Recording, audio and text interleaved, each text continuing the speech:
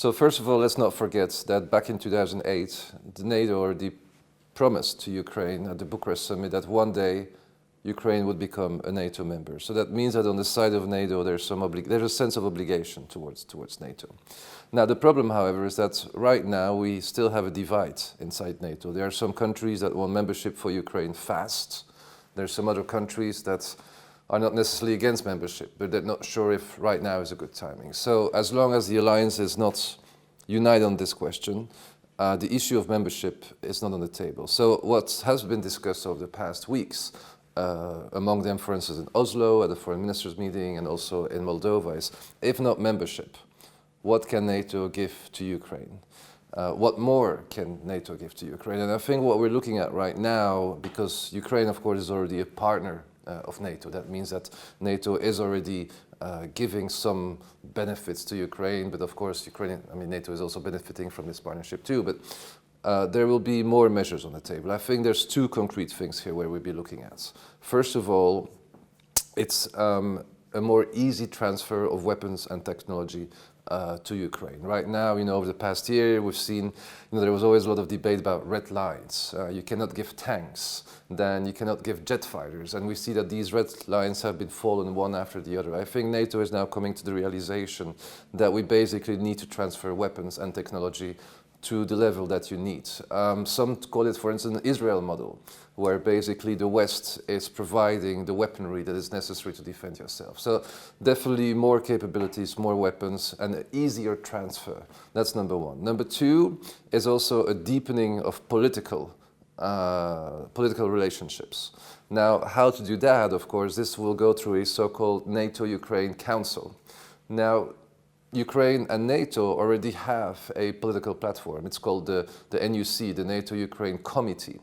But this is a pretty, I would say, basic level of conversation. So the Council will basically upgrade that.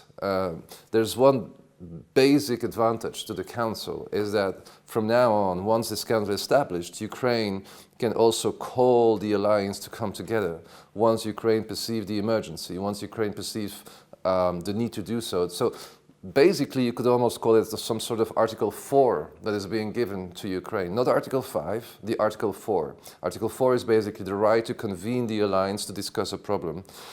So the Council is really, some sort of powerful instrument for political dialogue, for consultation. It will give a more effective way to Ukraine to communicate any needs Ukraine has vis-à-vis NATO. So two things, weapons and political dialogue. This will be the outcome of the Vilnius summit. So we've already seen a couple of Western countries promising security guarantees to Ukraine. France has made a promise of security guarantees, the United Kingdom.